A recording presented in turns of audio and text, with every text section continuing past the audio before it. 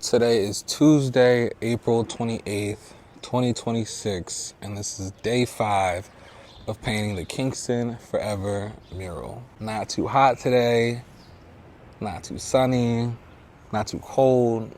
It's a little humid, but other than that is decent weather. It's mad cloudy out, so I don't know if it's gonna rain. Hopefully not. That would obviously be a bummer. But yeah, hopefully the rain will wait until I'm done painting. Oh, before I get started, I am excited because I got skin tone color paint and I got this little palette holder thing, super fancy, super artsy fartsy. So I'm excited to get started. Hopefully I get some faces in today. So yeah, I'm actually glad that unlike most murals, I decided to document this Kingston Forever mural. A, to show the progress, and B, to give you guys, whoever watches these, like a glimpse into like what the process is, what's going on in my brain, what my goals or objectives are for the day, different things like that. And also at some point I might look back on these and to reminisce on what it took to bring this and make this happen. So also another reason why I'm glad that I decided to document this is because when I had the idea, like I've said in past videos, I've had this idea to renew and expand the mural I created, my very first mural in 2015. Like, I've had this idea for years because, like I said in past videos, I think that not only that I think that, like, I've been a mural artist for 10 plus years now, and I know that I can do a better job on this mural, and I think that the people on the mural deserve it. I think that their families deserve it. I think the community deserves it.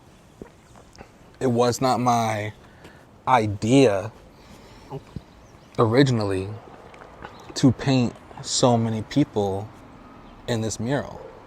That came from the community. These people that are being painted were names and people that the community brought to my attention. And it only, from my perspective, it only made sense that if I was honoring 5-10 people, to honor as much people as I can. The whole point was to not only make the mural better, because I know with my experience in the last 10 years I can make it better, but also to give back to the community and give the community something beautiful that they can cherish like they've cherished the original mural for 10 years. So I was already thinking to add Jarius Lightfoot and DeGeneres Mason and whatnot, and then a few other people that I had in mind. I didn't, like I've said in videos, Jesus.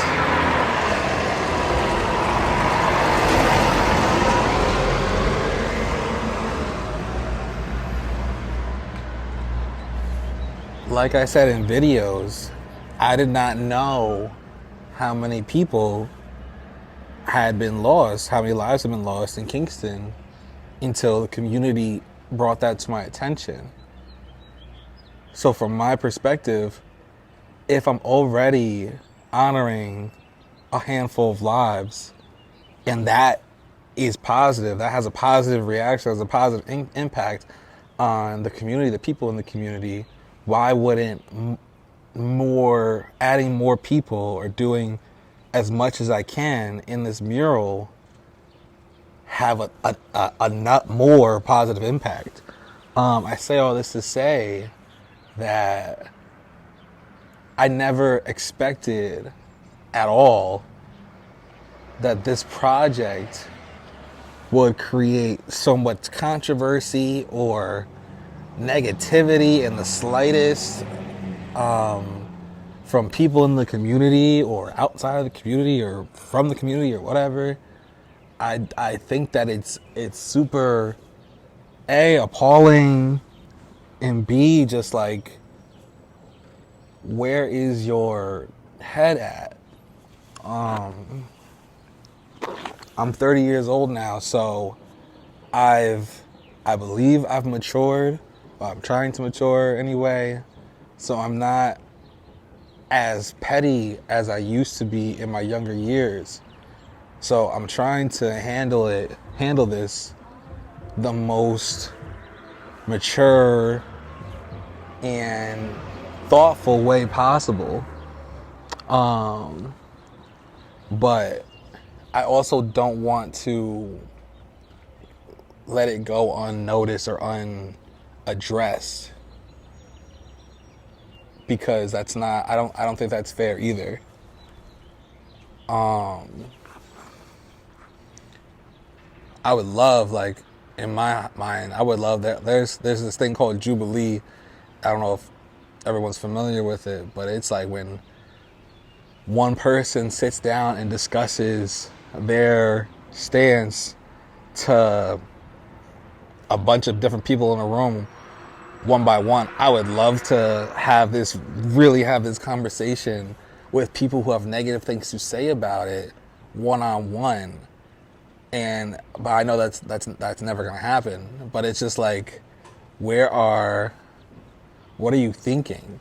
Like, the things that I've heard that are the negative stances are, like, I think there are some people that just have a problem with me. Like, they don't like me. They're like, where do I get off? Who gave me the right? Or this one is like super like preposterous and just like out there. Like, I'm doing all of this for attention. And it's just like, for the last one especially, like, I've been doing murals for over 10 years now. So are you saying that I like, all the murals I want that I've done, like, either at Kingston High School or at the middle school or at the elementary schools, were those also for attention? Or is it just this one? And it's not even just in schools. I've done, like, there's a Chris Bamba mural outside of the Boys and Girls Club. There's a Raquel Knox mural at the Raquel Knox Memorial Park. Did I do those murals for attention, or am I just a mural artist? And am I just doing something, like, in the community? Am I just creating a mural in the community that happens to be honoring lives of young people who passed away? So I don't know. There's that. Some people feel like I'm taking advantage of people by doing this. I guess by, like, raising funds. I guess that's the negative stigma of the GoFundMe. And even with that perspective, like, I'm trying to be, like, super thoughtful with this. Like, I'll just continue to use me, like, or use, let's say I'll keep it with artists. Mural artists are just like every other person with jobs. Like, the artwork that they create is their job, unless they have multiple jobs or side jobs or whatever the case may be. But if you're a full-time mural artist, your mural artist is your mural art is your job. And on top of that, none of the equipment or the paint or anything that I use has been free. Like, I've been to Home Depot so often, like, the people in there, like, know me well. Like, on top of that, like, I spend hours here. This is one of the biggest murals I've ever done. So it's like, you think that I'm using people, taking people for granted because I'm doing a job that costs money and time? Like, that just doesn't make sense to me. Like, if anything, like, and this is something I said to somebody in the community, like, before I started painting murals, people would come to me to paint paintings for their loved ones that have either are still alive or passed away. Was I taking, and they paid me. They paid me to paint, to create a painting for them of their loved one. So it's like, is that taking advantage of them because they're paying me for a job, for a service? Like, I just don't understand the logic. And the only reason that I even taking the time to address it is because it's so toxic to me. It's so, in my opinion, it's so like unhealthy, and it's so like, let alone it being unfair, it's like the opposite. It's definitely, and on top of it being the opposite of what I'm trying to create with this mural and the different things that I'm trying to do. It's so bad for the community. Like, one thing that has been on my mind is that I hope that with the next generation of kids turning into teenagers, turning into young adults, that when they want to, are creative or want to start businesses or want to express themselves, I hope that the people in the community, whether it be their peers or their elders or whoever, y'all are not as negative with them as you are with me, because that can easily deter someone from A, doing what they love to do, but also B, having love and pride for the community. One thing I tried not to do, is, and I have tried throughout my 20s, is as a solid rule, is to not speak down on my community, specifically.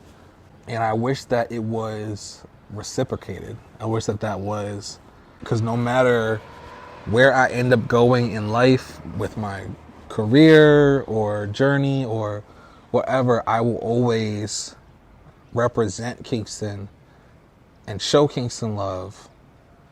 And hopefully this won't be the last time I do something for Kingston. Looking at it objectively, I can easily see someone not doing the same thing.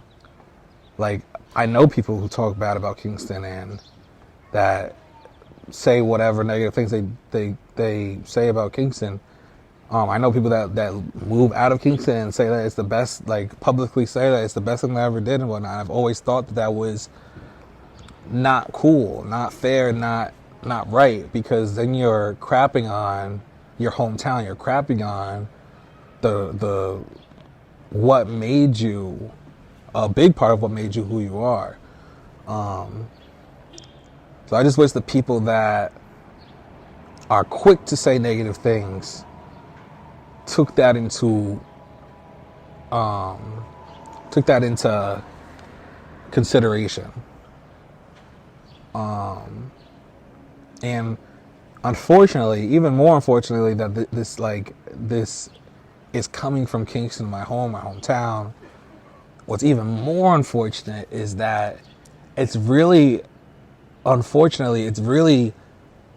coming from the black community, my community, the community in which I live, the people that look like me, people that go through different things that I've been through.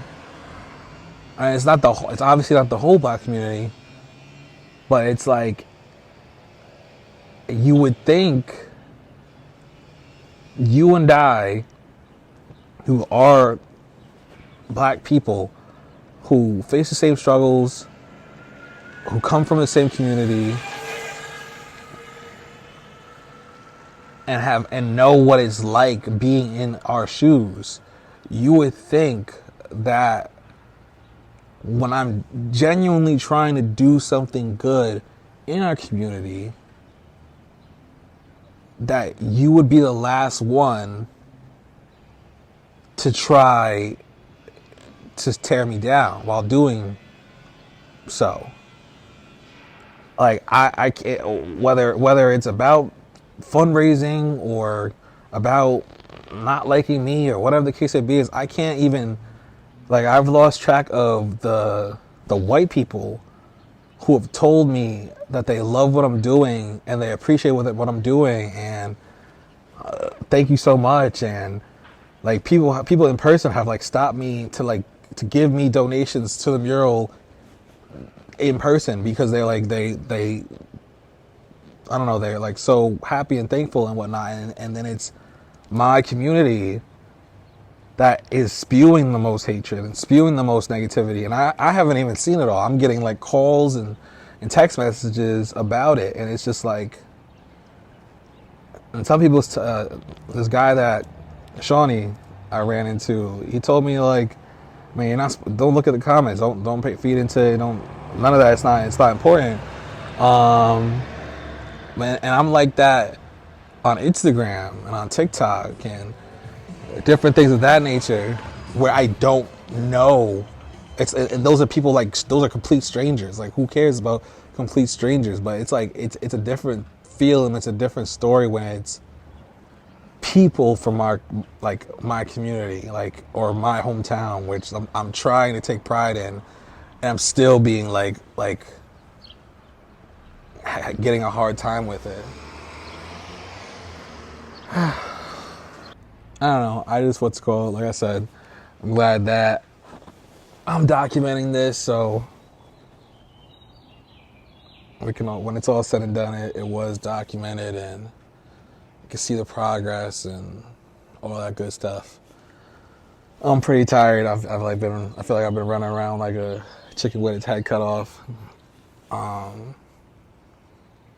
So yeah.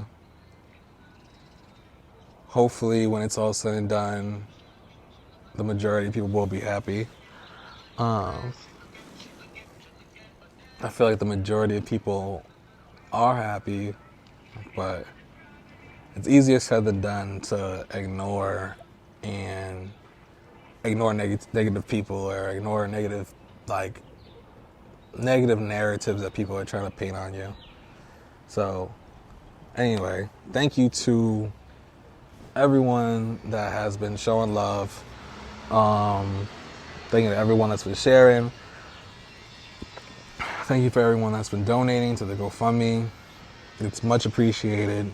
I couldn't have done any of this without you. While I'm the one that's painting this mural, this has been a team effort, a community effort. So when it's all said and done, I hope that everyone, or mostly everyone, is happy. So yeah, sorry for my rant. Hopefully the mural is looking good, because I'll be doing these voiceovers before I even paint. So